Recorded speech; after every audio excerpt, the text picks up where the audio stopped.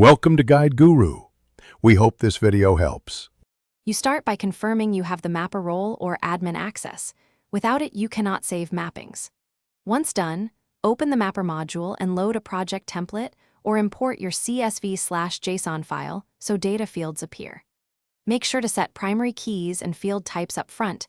It prevents mismatches later, and choose your sampling rate for previewing. This gets you into mapping immediately and avoids basic errors that cost time mid-process. Next, define the field mappings by dragging source fields onto the target schema. Use auto-match to speed common pairs.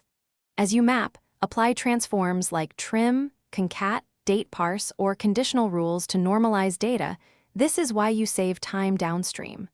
Validate using a small sample preview to catch type conflicts, encoding issues, and null handling. If you see mismatches, adjust the transform or mapping rule and rerun the sample until the output meets schema expectations. Finally, run a dry run of the full mapping to generate logs and row-level error counts. This shows issues you missed in the sample. Once satisfied, commit to production or schedule recurring jobs and export the mapped dataset.